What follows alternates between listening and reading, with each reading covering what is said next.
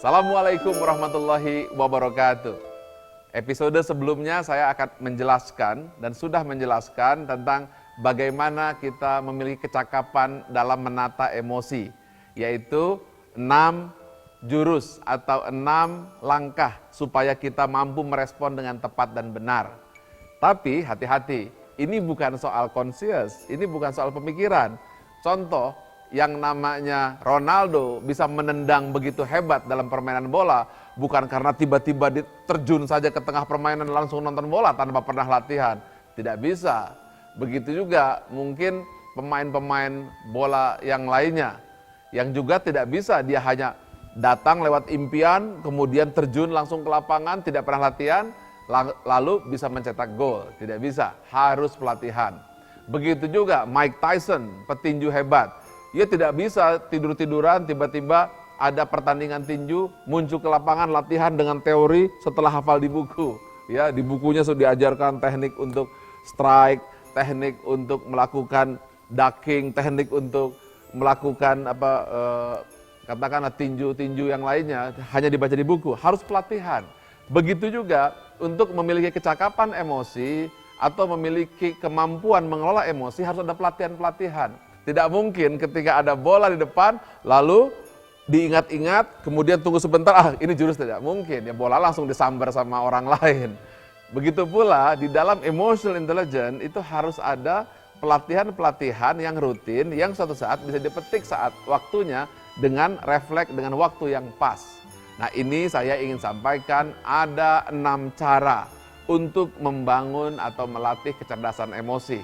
Apa yang disampaikan Stephen R. Covey itu benar. Beliau mengatakan, petiklah keputusan, maka Anda akan mendapatkan perbuatan.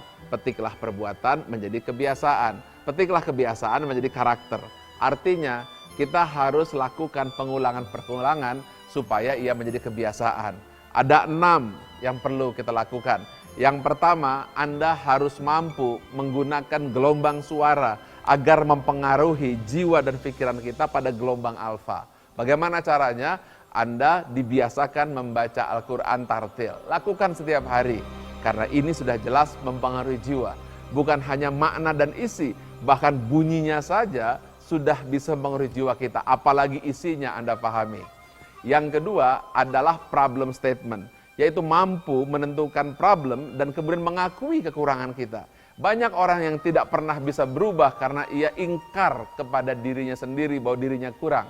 Pelajari bagaimana Nabi Yunus mengatakan, La ilaha illa anta subhanaka inni kuntu minadh dhalimin. Saya ini orang yang zalim. Bahkan seorang Rasul, Nabi Muhammad SAW 100 kali istighfar. Bagaimana dengan Anda? Ini adalah sebuah kerendah hatian, membuat kita mampu menemukan di mana weakness kita, baru kita bisa melakukan perubahan. Yang ketiga adalah break the limit. Ini adalah cerita supaya Anda bisa melangkah menjadi orang hebat. Kadang kita takut maju ke depan, kalau gagal bagaimana? Saya sih tidak mungkin. Saya ini kan cuma corok, cuma kecoa gitu ya, cuma lipan yang tidak mungkin lah bisa maju lebih tinggi lagi. Ini yang mengakibatkan diri kita tidak pernah maju. Oleh karena itu ucapan Allahu Akbar dan Allah bersama kita itu membuat kita berani untuk melangkah lebih tinggi lagi. Inilah yang disebut dengan critical area yang harus kita terobos. Latihan keempat adalah reflection time. Anda harus punya waktu, Anda punya masa menenangkan diri, menenangkan pikiran. Dan itu tidak bisa ketika ada masalah saja. Tetapi Anda lakukan ketika Anda berlatih rutin melakukan qiyamul lail, sholat malam, zikir, tumakninah dalam sholat. Itu semua adalah pelatihan yang setiap hari hingga nanti begitu ada masalah Anda sudah siap menghadapi dalam keadaan mental yang lebih siap. Kemudian yang utama lagi ini adalah you are what you eat. Adalah Anda adalah apa yang Anda makan. Anda harus makan makanan yang bukan hanya halal, tapi toyibah, yang disebut dengan halalan toyibah. Makanan yang halal tapi toyib, yaitu makan makanan misalnya biji-bijian, buah-buahan, bukan makanan-makanan fast food yang merusak. Karena itu sudah terbukti bahwa kecerdasan emosi kita lebih terkendali, depresi kita bisa turun ketika kita memilih makanan-makanan yang baik, seperti yang diajarkan oleh Nabi Muhammad SAW. Dan pelatihan yang keenam adalah rilis energi. Anda berolahraga. Kalau tidak, energi Anda tersimpan, meledak, marahnya kepada istri, suami, anak, atau bawahan. Karena kita masih menyimpan energi-energi yang akhirnya berubah menjadi energi negatif. Inilah 6 pelatihan yang harus Anda lakukan setiap hari. Dan Anda akan lihat perbedaannya. Seperti Mike Tyson, begitu ada pertandingan Anda siap. Seperti Ronaldo, begitu ada bola depan Anda bisa menggolkan.